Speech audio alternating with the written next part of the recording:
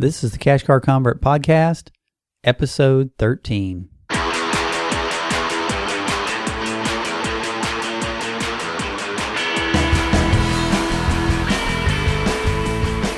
You are listening to the Cash Car Convert Podcast with James Kinson. Hello and welcome to another episode of the Cash Car Convert Podcast. This is the podcast where cash cars are cool and auto debt is dangerous to your financial future. To kick this episode off, I want to tell the story of how I acquired my first car. As you know, I ask this of my guests as they come on, and so I thought it was only fair that I should share my story as well. In the summer of 1974, I worked all summer as a painter's helper to try and earn some additional cash. Some of this money I saved so that I could buy a car at the end of the summer. So at the end of the summer, I had $350. And I used that to buy a 1967 Plymouth Belvedere 2. You guys may be more aware of a car called the Plymouth Satellite. Well, they looked very similar and had very much the same body style. Mine was a coupe. It had a 3-speed on the column, or as some would say, a 3 on the tree. Had a 318 cubic inch engine, V8. And I had it for just about exactly 1 week. It's been so long, I don't remember if it was exactly 1 week or not, but it was right in that range. And in August, at the end of the summer, I had purchased my car, and a friend of mine had a birthday, and so there was a birthday party for him. So several of us all left to go and get pizza. And I don't know why we took 2 cars, but we did. And on the way back, there's this one long stretch of road, and we wound up getting up to a pretty high rate of speed on this particular road. And we were, basically racing the other car that was with us. So the birthday boy, my friend, was in the car with me as well as one other gentleman. And his girlfriend and another set of our friends were in the other vehicle. And so we're, racing down this, what I would traditionally call a long stretch of road. But when you're going so much faster, it doesn't seem like such a long stretch of road, especially not when it ends in a hard left turn. I mean, like a 90-degree turn. So we are flying, and the other car backed off, and so we were still going pretty quick. And I looked up and saw that this 90-degree turn was coming up on us very quickly. So I hit my brakes, and being a 17-year-old, just barely that, I hit my brakes, my tires all locked up, and just went into a skid. And for those of you who've never been in an accident, time slows down in these instances. I can't really do it justice, but I had time to make so many decisions and have so many thoughts in those few moments. I remember my first thought was, if I go into the other lane, this was a 2-lane road. If I go into the other lane where oncoming traffic would be, I could make this curve. And then in the next instance, I thought, yeah, but if there is another car coming, we will all be dead. And so I chose to stay in my lane and just try to make it around that curve. So I started off pretty good. And again, all tires are still locked up. And I started making that curve. And just as I thought we were going to make it, the car lurched over the curb, and I am heading for a tree. So I immediately jerk the wheel to the left, and now I'm heading for a telephone pole.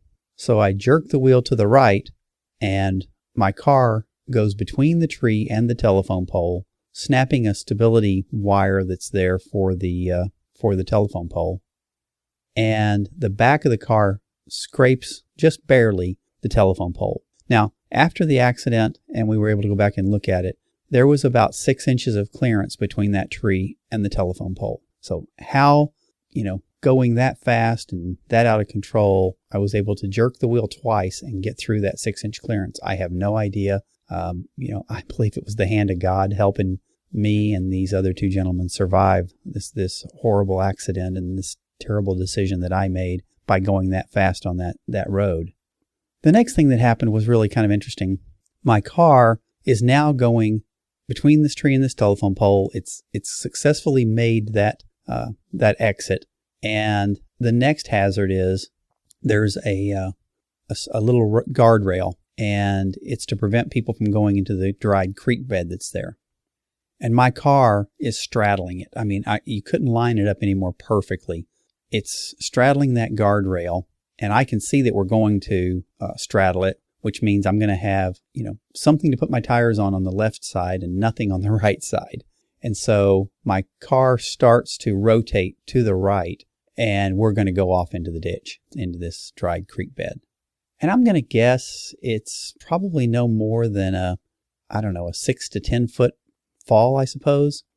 But as the car started to go towards the passenger side, rotate to the right, I realized there was nothing else I could do driving the car, and I let go of the steering wheel. And as the car turned to the right, I fell over into the seat. And this will become important in a minute.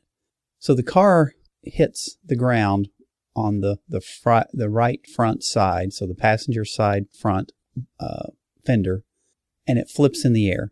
And then it hits, and it flips again, and then it hits and rolls once, and then it lands upright. When I go to sit up in the seat, I hit my head on the roof. The roof on my side of the car had collapsed down to about where my shoulders were. Now, I was able to crawl out of the car, as was the other two gentlemen. And this is even more amazing when you consider that none of us were wearing seat belts. Now, this car did not have shoulder restraints, only seat belts, but none of us were wearing seat belts. And all three of us walked away. Now, the person in the passenger side did get a concussion from hitting the windshield. He was later checked out at the hospital and was fine. In fact, he was the only one who went to the hospital. The rest of us walked away with not a scratch. And I have always believed that that is just a miracle. For all the things that happened to us, for all three of us to walk away from that accident was nothing more than a miracle in God's hand on the situation, protecting mostly me in terms of my inexperience and my poor decision making, but really everyone in that car to survive and to live on.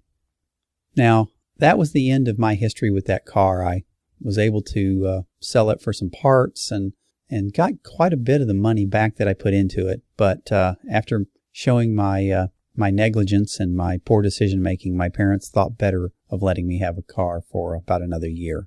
So that is my first car. That's how I acquired it, and that's how it worked out for me. It didn't last, but thankfully for me and my family and those other two gentlemen and their families, we all did. All right, next I want to get into the main topic for this episode, and that is the 5 tips that I recommend to help you buy a better cash car. And I think the tips I lay out in this episode are especially relevant for buying an inexpensive car. So if you're looking at a car under $5,000, which is where I recommend you start if you're in debt today and you're looking to buy that first cash car, I think these tips will be very beneficial to you. What I find is that the lower your price target is, the more homework is required to make sure that you're buying a quality car. And especially for those of you out there who are in debt today and you really just have very little margin in your life for any kind of an error, I don't want you buying a cash car that's going to wind up being a nightmare rather than something that's going to help you be a blessing to your family. So I really encourage you to listen to these tips, and hopefully it'll get you in a good quality cash car. I think one of the things I want to tell you about this episode is that these tips aren't earth-shattering. They're, I think, mostly pretty common sense, and as you listen to them, I think you'll agree that that's the case. But nonetheless, I believe that these tips can really help you buy a better cash car.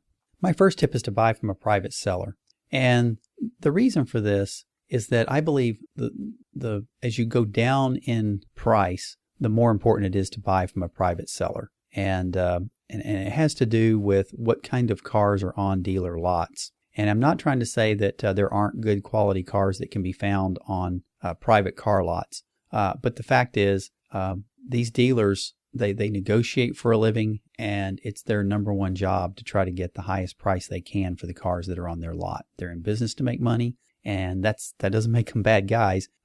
They actually bring provide a very nice service to the community, making these cars available and easy to go and take a look at. But for you should be looking at a private seller. And one of the reasons you want to do that is you want to be able to meet the owner of the vehicle. see them face to face. You want to see if they exhibit a pride of ownership. Do they act like they're hiding something? Are they enthusiastic to tell you about the vehicle because they're so proud of it, and they're anxious to show you the records that they have because they just can't wait to tell you what a great car and how well they've maintained it, right? That's the kind of person you're looking to buy from, and you want to you want to be aware of things. I personally hope that the person I'm buying from is allowing me to go to their home to see the car, because what I want to do is I want to take in the entire environment. I want to look at the house. I want to look at the yard. I want to look at the bushes. I want to look at how the person is dressed. All of that is important to me because it's a clue as to how that car has been maintained. If the yard is overgrown, or if the bushes need trimming, or the house needs painting, guess what? That car probably has some maintenance and repair work that hasn't been done as well.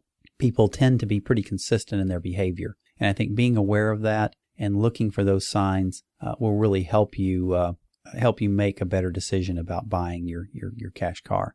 Now, in the event that you do have to meet them at a third party location, I would just encourage you to pre-qualify some of these things and ask before you arrive and speak to the individual. Talk to them about bringing the paperwork with them, right? And finding out if they have paperwork and why they're selling and some of those kinds of things. And I think you can still get a pretty good picture, even over the phone, if somebody's being evasive and so forth. And then, when you meet them in person at the third party location, then you can still do a little bit more due diligence of checking them out and looking to see what else is going on with that vehicle. And I'll do another episode later about how to inspect that vehicle. But right now I'm just trying to help you make sure that you locate the right car to buy. So that's my tip there. And I'll tell you, one of the things that you want to make sure and look for is the maintenance and repairs. When you do get that folder that they have, you want to check and see, does this car have a regularly scheduled maintenance that the owner has followed? Have they had the oil changed every 3,000 miles or something along those lines? Does this vehicle have a history of costly repairs? You can find that out. You may thumb through there and find a receipt. I went to look at a vehicle one time. It was a Range Rover, and the vehicle was in great shape. And as I took the vehicle to my mechanic to have it checked out, my mechanic confirmed what I knew, that the vehicle was in absolutely great shape and he couldn't find anything wrong with it. But as we were going through the paperwork, he found an invoice for an $8,000 brake job. And I decided I was not buying that Range Rover. And I'm pretty sure that it saved me a lot of money, because I don't know about you, but I can't afford to be doing an $8,000 brake job. All right. I think next I want to talk to you about determining the make and the model of the car that you need. And it wasn't an accident I said need. If you're living your life in such a way that you have financial margin and your financial house is in order, let's say you have your emergency fund in place, your retirement is being funded, your kids' college education is being funded, then you can talk about the car you want a little bit more. But if you're living paycheck to paycheck and you're deeply in debt and you want to get out, then you need to focus on need. And I believe you owe it to yourself and your family to do exactly that. Now, when determining what kind of car you're interested in, it's really easy to look at Honda or Toyota. They have a great reputation, and rightfully so. And if you find a Toyota and Honda, they will be a good, reliable car most often. But you should note that because they have such a great reputation, they're going to come with a price premium. So what I recommend is doing a little bit more homework and looking for cars that are equally reliable but don't get as much press coverage as a Honda or Toyota. And the way I like to do this is consumerreports.org is a great place to help you locate cars. And they have a lot of information available about used cars on their website and in their magazine. One of the things I really like is Consumer Reports has a list of dependable used cars. And this list is cars that are, within the last 10 years. And they update this list regularly, right? So it's kind of a rolling list, but they keep this thing up to date, and it's called Used Cars for Every Budget. And this is an article that's on their website, and it gives you information about used cars that are out there that are quality used cars, and that's based on Consumer Reports feedback from their users. And I think something that may be just as important is that there's a list of cars to avoid. And I think the one thing I'm really after here is for you guys to buy a used car that'll be a blessing to your family and not a curse. And to do that, there are some cars out there you definitely would want to avoid. Now, to get access to consumerreports.org, you do have to have a subscription. And right now, that's $30 a year, or you can do $6.95 a month. But I believe when we're talking about spending, up to $5,000 on a car, this is a small price to pay to make sure that you're getting a quality car. I can tell you, one $2,000 transmission bill avoided would make that money very much less relevant. The other thing I like to use Consumer Reports for is for their reliability ratings, safety ratings, and other information about certain kinds of models. So what you can do is you can go out there and, let's say you've determined you want to go after a particular make and model of car. You can go out there and look at the history, the reliability and safety history for that particular car, and you may find that that particular model of car has been known to have problems with, say the brake system, for instance, or something. And maybe it's not, in the category of much worse, but it's something that's just kind of a flag, like, okay, some of the vehicles, have had this issue. Well, when you're taking the car out and you're inspecting it, or you have your mechanic look at it, now you know one of the things to be looking for on that particular model. So it gives you a heads up as to some of the areas you may want to give a little bit more inspection to. So I find that very useful. The next thing I want to talk about here is determining the value of the car that you choose and how you're going to do that for your particular market. So most of the tools that are out on the web will use your zip code as a way to help determine the price in your local market. But I think that's very important that you do, so that you have a good feel for what cars are selling for in your area. And luckily for us, the web is full of resources that'll help you do that. I have some go-to resources I'm going to tell you about here, but there are a lot of resources out there to help you find a good used car pricing. Some of the sites that I like best are Edmunds.com, Kelley Blue Book, which is KBB.com, and the Autotrader site. And I should tell you that no matter which way you decide to search or which one of these tools, you may have a favorite after you use them for a while. But what I recommend doing is using all of them as a way to kind of create a range, because there will oftentimes be some difference between the pricing of these various methods, and you can decide which, after you use them in your area for a while, maybe how to give more weight to one or the other. But one of the key things, no matter which one you use, is to make sure that you're looking at the private seller price. And these will often, they'll have a trade-in price, a private seller price, or a dealer price. And sometimes they'll call instead of price, they'll say value. But it's the same thing. And that'll help you determine the price point. Now, what Kelley Blue Book and Edmunds do is they allow you to configure a car with all the specific options that came with that particular model. And the older the car is, sometimes the less options they'll give you, because they become less relevant as a car ages, and it has less impact on the price. But it's important to know the car you're looking at or going to be looking at as much as you can about what options are available on that car, so that you can get an accurate price target on what that car should be going for.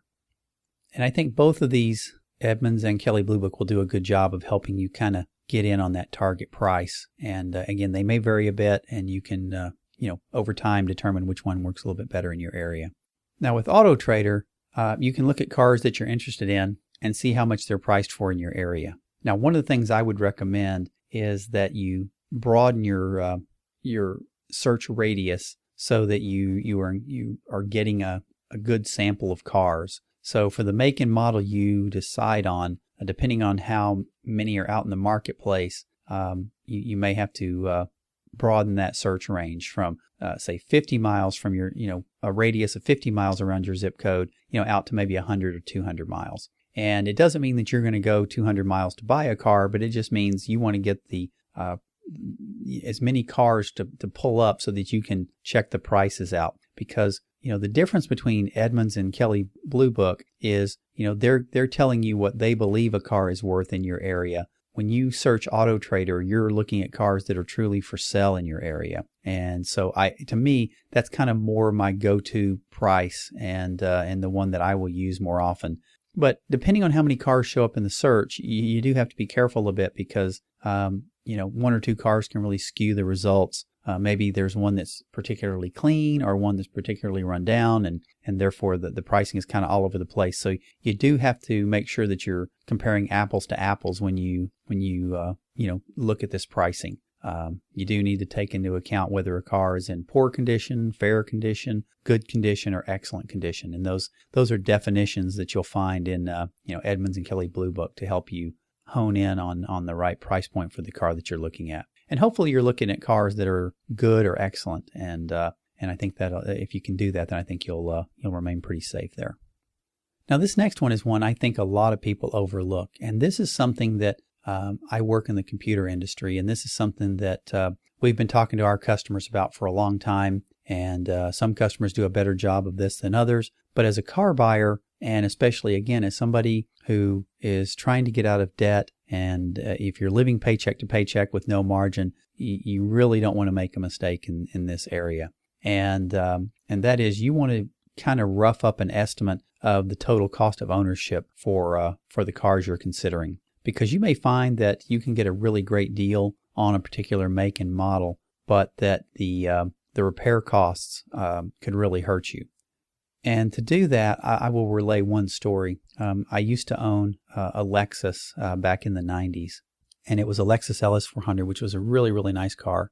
And it was probably, 5, 6, 7 years old, something like that. And this vehicle had an air suspension system in it, and so it would level the car and try to give it a little bit better ride. Well, when a shock went out on that system, each shock was $1,000. And the reason is that there weren't any to be found in the wrecking yard, and there wasn't enough of a market for it for there to be aftermarket parts. So the only place to buy that part was from the dealership. So they had a bit of a monopoly there. So I'm going to tell you, if you think you're interested in a somewhat higher end vehicle, a BMW, a Mercedes, a Lexus, be aware that those vehicles may have a much higher repair cost, much higher insurance, and some of those kinds of things. So it's really important to take the time and go, get a quote for an estimate on your auto insurance. Take a look at what the fuel costs, and take a look at some maintenance and repair costs for that vehicle, and just to get an estimate. Some of this stuff is common sense. I mean, if you're driving a Honda Civic, replacing the tires on that vehicle are going to be much less expensive to do than replacing them on a truck that's a 4x4 with much bigger tires. In fact, Dan Hayes, when he was on, was talking that just replacing the tires on his truck cost $1,000. So all of those things matter. And I know many of us, we tend to focus on purchase price, and we find a really great car and it's at a really great price. And it may very well be that it's a great car. I mean, there are a lot of older Mercedes out there on the road that are still running and in great condition. And they might be very tempting because you can drive them and get a certain prestige or cachet for driving that vehicle. But again, I would warn you to be very careful about making that kind of decision just because of the price premium you pay for repairs and those kinds of things. Now, if you have a family friend who happens to work on a particular make and model of car that's typically pretty expensive and you can get some help with that, then, I would say go for it. But otherwise, make sure that you're buying a car that you can afford, not only from the purchase price, but also for the total cost of ownership. And I think this will really help you eliminate some cars that might be tempting, but that really aren't a good fit. And it'll help us stay within this criteria of buying a car that you really need. The last tip that I have here is when you get ready to start your search, have patience. This is an important decision that you're making, and you don't want to rush into it. You may feel the financial pressure of your current situation, putting you in the position that you feel forced to make some kind of a quick decision to get out from underneath the debt that you have.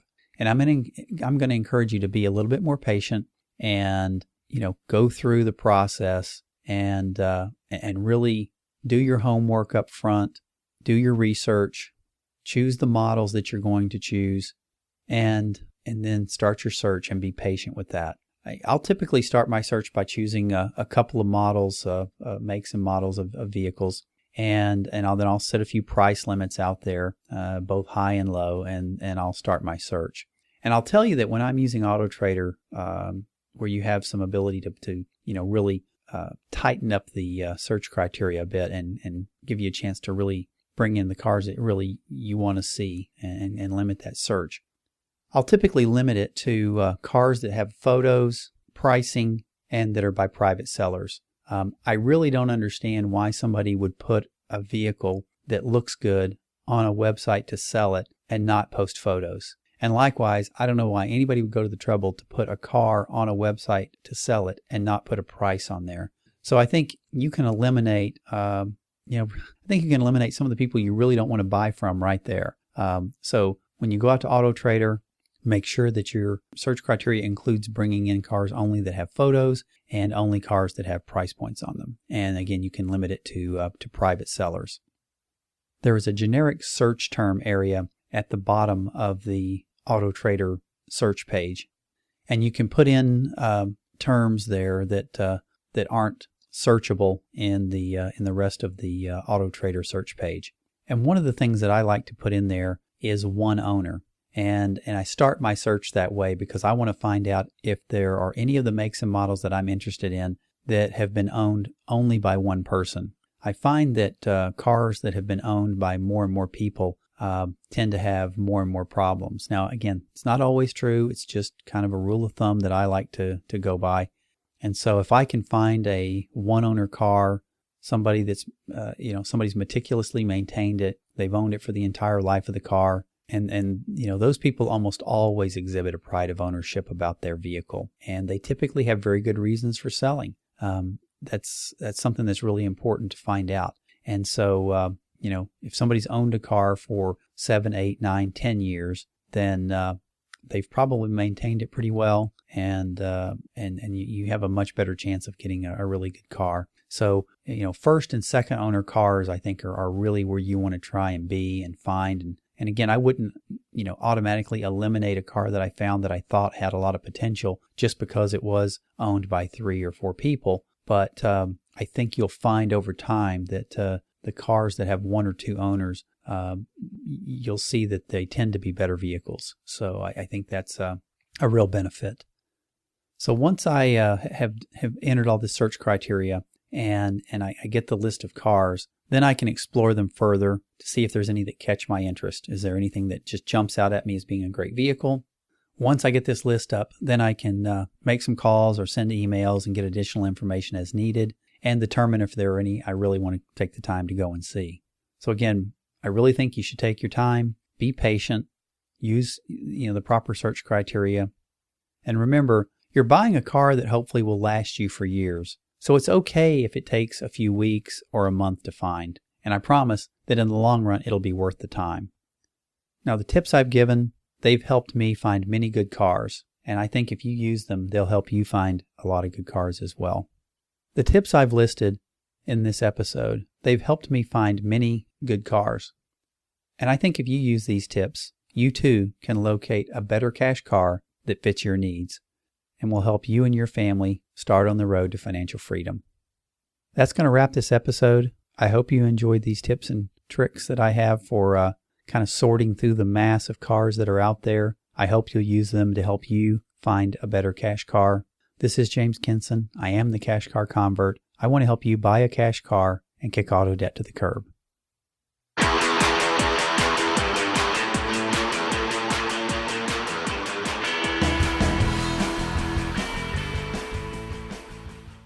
Hello, this is James Kinson, the Cash Car Convert. Welcome back.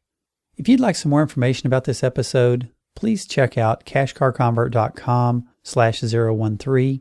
Again, that's cashcarconvert.com/013. And that's the show notes for this episode, and everything you need to know will be right there. You can also make a comment in that at cashcarconvert.com/013 as well. So that's the right place if you have a comment for me. If you'd like to contact me more directly, please reach out to me on Twitter. You can reach me at cashcarconvert. Again, that's at cashcarconvert on Twitter.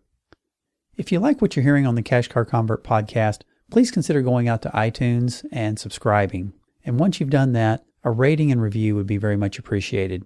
That's what allows podcasts to get noticed within iTunes. It helps in their ranking system, and it helps to get more eyeballs on our logo and gives us an opportunity to be heard. If you like what you're hearing, I really would appreciate you going out and leaving a rating and review. Thank you so much for your time. I really appreciate that you have taken the time to listen to what I have to say, and I hope that it'll help you buy a better cash car. I appreciate every listener. Take care and have a great day.